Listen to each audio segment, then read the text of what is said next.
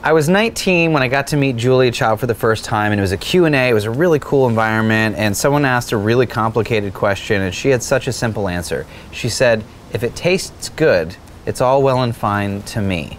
So even though something might not be authentic, if it tastes good, go for it. It's like what we learned with the Philly cheesesteak, CJ. Well, yeah. Make it the way you want.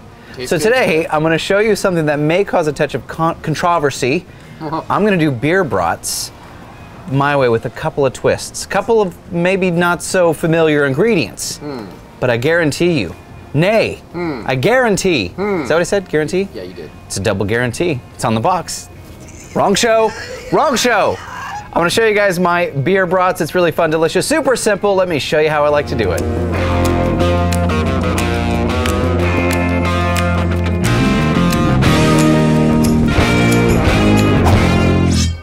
One thing to know about beer brats is just timing and method. So the first thing I want to do, I have an aluminum pan over here. I'm going to get this heating up. Now today I'm on the brand new. So nice. So choice. Dang it. If you have the means, I highly recommend you pick them When up. he's here, the movie quotes just flow like the salmon of Capistrano. Dang it, leave it in the comments down below. So what I want to do is I want to start heating this up. I'm going to add just a touch of olive oil. Now I do get questions a good bit about using pots or pans and stuff like that on your griddle. You definitely can, especially when you want to trap liquid. Now let's get to our vegetables real quick. Now I have some sweet Vidalia onions. I'm gonna cut those into a nice julienne. You don't worry too much about like your fine knife skills. This is like an easy, simple dish. Make them nice and even. I'm gonna do the same thing to some green bell pepper, get rid of the pith and make a nice julienne. Now we're gonna throw all of that into our oil and let it start to caramelize just a little bit. What we're looking for is to bring out all those beautiful sugars. Oh, don't forget a couple of cloves. Don't forget your cloves. Don't forget your cloves. A couple of cloves of smashed garlic go a long way in the flavor game. Now we're gonna let that cook for, let's say, 4 or 5 minutes before getting to our sausage. Of course, add a touch of salt and pepper, but the aromas, CJ? Bro, they know. Kick in the air. Whoa, so good. Now once we have that beautiful little slight bit of caramelization, we just want those onions and pepper, the onions to be slightly translucent. Now we are gonna take our brats. We're gonna go right on top. You don't have to do this part, but I like to keep them nice, symmetrical and even looking. You would. You would. Dang, wrong show, CJ Frazier. Don't do this to me. You bring out the beast. All right, now is where the beer comes in. Today I am using Yuengling. Any lager will do. You don't want to use a beer that's so heavy that that's all you taste. Like you wouldn't want to use like a Guinness. A stout is probably not the way you want to go. So I'm not gonna add too much. I don't want to cover these, but I do want the liquid to start steaming and boiling the broth. So we're gonna go up, I'm gonna do one more. We're gonna go up just a little bit higher. Let's say 80% up the sides of the sausage. This is looking good. Now, the reason we cooked our garlic and our peppers and onions beforehand in the oil, we wanted to access all of those deeper flavors in the vegetables before adding our liquid so those flavors impart into the liquid. Boom. Catch my drift? Yep, catching something. D-R-I-F-F. Drift. My drift? Basically, onion and pepper and garlic, they have a lot of complexity of flavor, and if you just add them raw, you're only kind of getting like a two-dimensional version of the vegetable. So this is compounding our flavors, maximizing our flavors, taking our time with each individual step. So cooking the vegetables for just a few minutes first, then adding your liquid will make your liquid better, therefore your sausage better. If you wanted to, you could cover this. It's a bit windy out today, so I'm gonna put a lid, a dome, and I'm gonna cover that. Oh, it got real windy. It got real windy. Let's talk about sauce. Now this sauce is really simple. There's really only 3 moving parts here. I've got some Duke's mayonnaise, so 1 part Duke's mayonnaise, 2 parts whole grain mustard. This is important. You want the whole grain mustard because it has that bite, that little bit of vinegar that is so lovely. Dude, I've really fallen in love with the whole grain mustard. I didn't used to like it. It looks beautiful. It tastes beautiful. If it walks like a duck and talks like a duck. Wrong show. Must be truth serum. If you want movie quotes and fun, go to the other show. Yeah. So we're gonna mix all of that together, but the last little thing I wanna add that is definitely not traditional, but I love it, is some fresh rosemary. Let's chop up some fresh rosemary and mix that in. This is gonna be like a savory, almost like you're tasting the earth. Like it's really bringing out all of the wonderful flavors in our sauce that we possibly can. Our sausage is gonna take anywhere from 10 to 15 minutes or so, bubbling away in that gorgeous liquid that we created. Now we want to bring our sausages up slowly so the casing doesn't break. If you notice the casing breaks whenever you cook it on your grill or directly on the griddle top first, it's because you're increasing the surface temperature faster than the internal temperature, causing it to bust. We don't want it to bust. So once it's done cooking in the beer, then we're gonna bring it onto the griddle with just a touch of oil to crisp up the skin. It's time to plate, my friends. You could use any kind of bread that you like. I do like a nice hoagie roll.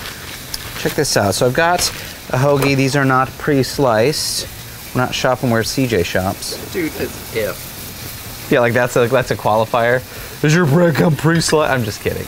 You know what I might want to do? Let's toast this just a little bit. I'm gonna toast some right here in the back. Our sausages are looking good.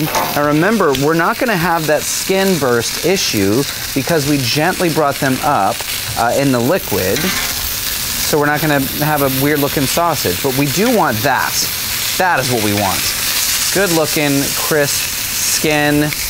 We don't need a long toast, just a very light toast. Go 10 more seconds. 9, 8, 7, 6. Are we gonna? 3. It's pretty good. 1. I feel good about that. Feel good about that. Now here is where I might be stepping out of bounds for some people out in the Midwest. I'm gonna go with one of my sauces on this side. That is that mustard, mayo, rosemary action. Look at those beautiful beads of mustard. Come on. Don't be shy either. There we go. Looking gorgeous. Oh, love bug chasing me. Now, here is where I like to twist it up a little bit. Whoa! Cento for the win. Okay. Amazon. Leave my packages at the door. They're here. I'm gonna go with some of the, if you've never had this beautiful Italian sandwich spread, it's a little spicy, a little hot. It's got some vinegar, it's got some acidity, some punch. These two combined, you see the difference. These two combined, Captain Planet. Oh, wow. You know. He's our hero. You know. All right, stay here. I'm gonna come back with my sausage. All right, here we go. I'm gonna take our sausage right in the middle. If you want to, CJ, check out all these beautiful vegetables. If you want to, you don't have to, I do. That broth is really delicious. We did cook our sausages in it, but there's a ton of flavor in here. We're going with these absolutely right. Oh yeah, come on, come on. Now I would say I would take a bite of this right now, but I'd be hurting myself. The thing to remember in this recipe is just taking your time in stages. Speaking of time, I'm gonna scoop my sausages. I'm actually gonna put them back in the liquid, check that out. Right back, just to hold for later. Let them finish up a little bit. Yeah, time. Just take your time, process, bring out those beautiful flavors in your vegetables, then add your liquid, then cook your sausages, and we're left with glory. Look at this thing. All right, maybe we'll cut it and it'll cool off. That sounds like a good plan. Let's cut it and take a bite.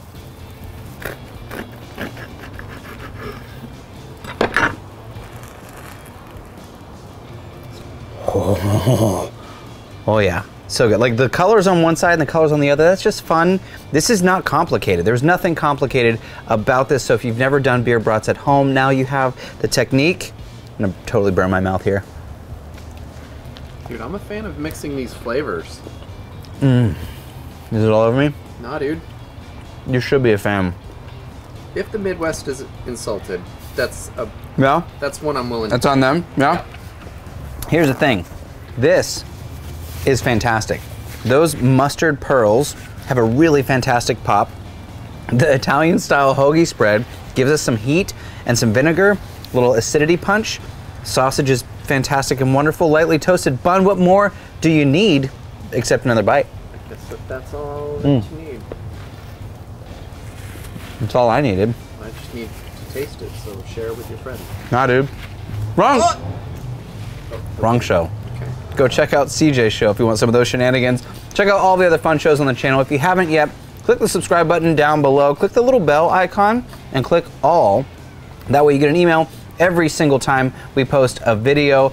All the shows are fun, lots of different styles of food, because you can do a ton of anything on a Blackstone. It's a beautiful Blackstone. GriddleNation.com. GriddleNation.com. Check that out. Shirts like so. Wearing his own shirt. Don't be that guy. Whatever. Wrong show. Go watch his show for more of that shenanigans, all that fun stuff. This is Cook, Eat, Repeat, where we like to help you become a better cook one recipe at a time. I'm your host, Chef Nathan Lippy. I will see you all in the next video.